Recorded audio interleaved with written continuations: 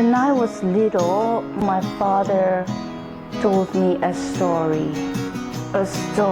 about how a man had a dog. He was poor, so the dog had to go to a nearby butcher. The people there would throw off bones, and the dog had to fight with other dogs for its meal to get a bone. When the poor man ate meat, he would feed his dog with the bones because he could not afford to give the flesh. Sometimes it had to go hungry, but that's fine. It was not a new thing for him. Sometimes he had to fight with other dogs for his meat and get injured, get hurt, but that's fine. He was used to it. Sometimes he would go home limping after a heavy fight and winning a meal, but injuring himself. But that was fine. That's life. It was not big of a deal for him. He fought for his meal and got his right. That was victory for him. So a little bit of limping, a little bit of cuts, a little bit of wounds, he would just lick it off and go to sleep.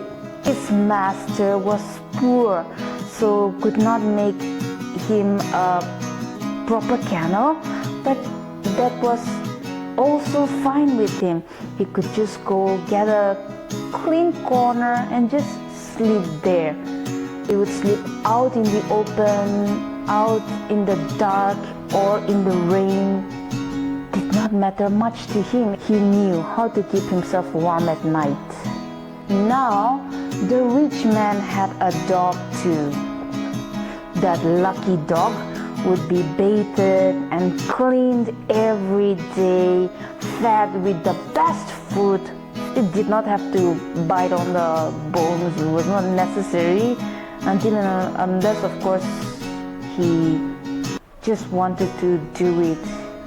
He could have the meat, he could have the flesh, and he could have as much as he wanted because the master was rich. He could afford. He did not have to fight for his food. At night, he slept in a warm, comfortable bed alongside his master in a clean carpet. That dog enjoyed the best food on the planet. It had a warm, comfortable kennel made for him. So whenever he wants to go and relax in his kennel, it was his wish. If he even got a scratch, the master would panic and it would take him to the vet. It was living the life of a royalty. The two dogs had a fight. We both know who would win, right? Obviously the poor man's dog. That poor man's dog, its whole life it had been fighting with dogs daily. It had been getting hurt and being indifferent to wounds. It had been hurt again and again. The dog had been fighting daily for its meal. The dog had been gnashing his teeth over bones, strong bones. So it had strong teeth. The poor man's dog had been living and breathing blood, sweat, toil, wounds, pain, you name it. The poor man's dog had been living with it.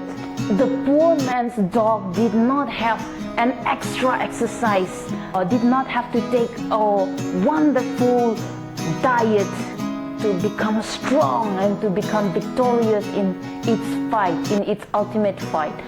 But the daily things, the natural environment, the things that came to him, the challenges that came to him, and how he overcame the small challenges of life, all those together made him victorious.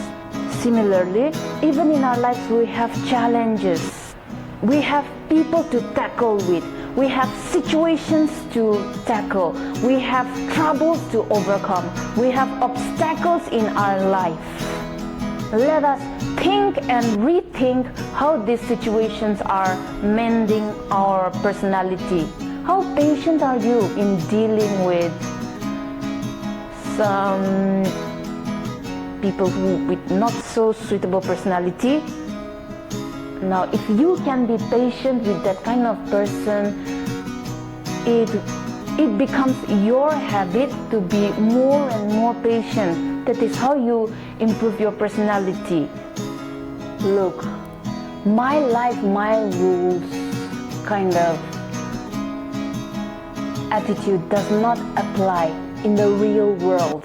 This story that my father taught us has helped us to look at life with a positive attitude. Whenever we're guilty, we think that, okay, I did something wrong, I deserve the punishment. I need to have the attitude to confront whatever punishment I am to receive. It has taught me and my brothers and sisters to look at life in a way that when something wrong happens in our life, we tell ourselves that, okay, fine, this is not the end of the world. There are so many things to come, so many things to achieve. This small problem, this small obstacle should not have the power to overshadow our life. It made me think that whenever I face difficult situations, I am taught to think that if I cannot take this challenge, if I cannot overcome this challenge, how do I expect myself to take up the greater challenges that lay in front of me in the future? That story has taught me to think that life is full of challenges, sometimes big, sometimes small, but never something that we cannot conquer. So the main thing that I want us to learn is that let us not be relaxed. Let us not be too much into our comfort zone. Let us walk out of it. There are things that we can do. There are ways that we can improve ourselves. Okay, after lockdown, so you say, okay, after this year, so you say, okay, maybe later when things get normal. You are right. But you know what? Later on, when things become normal, even then you will always find an excuse. The right time to set your goals, the right time to work is right here and now. So what are you supposed to do during this lockdown? If you were like me, you might say, so what do you expect me to do? Why don't we just start by writing? Why don't we just try writing what have we achieved so far in our life, and how far do we expect ourselves to achieve 10 years from now, 15 years from now, 20 years from now? What are your goals, and what have you done so far to achieve that target? What have you done so far to achieve that ultimate target of your life? In your education, how much have you achieved to reach that ultimate goal? In your physical ability, how much have you achieved to reach that goal? How much have you sacrificed for your family? How much have you loved your family that you are ready to leave your family and go to achieve that target or that goal? How much have you developed your personality or your habits or your lifestyle to reach that ultimate goal? The way you speak, the way you deal with people, the words that you use, the attitude of your mind. You may say maybe, okay, it's lockdown, so you may say that right now it is not the time for you to go out, so you may think that yes, it is a hindrance to your development. What should you do? Where should you go? How should you go about? Before 2020, there were other days when there was no lockdown. What were you doing then? Dreaming? Yes, of course, dreaming. And you can still dream now. Dreaming is not a bad thing. Write down your dreams. You can write down the targets that you want to achieve. So you can start by doing the little things that you can improve yourself. You can expand your knowledge. You can pray to God to guide you, to help you. We think about so many things and we forget to ask God the permission, which actually happens to be the first thing that we need to do. Without God's permission, whatever you do, it is like chasing wind. We've read in the Bible. It is like building castles in the sand.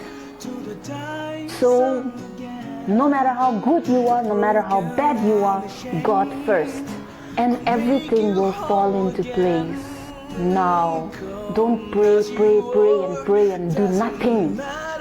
You have to pray and you have to do something, or else how do you expect God to guide you if you don't move? My best wishes to you, and thanks for watching.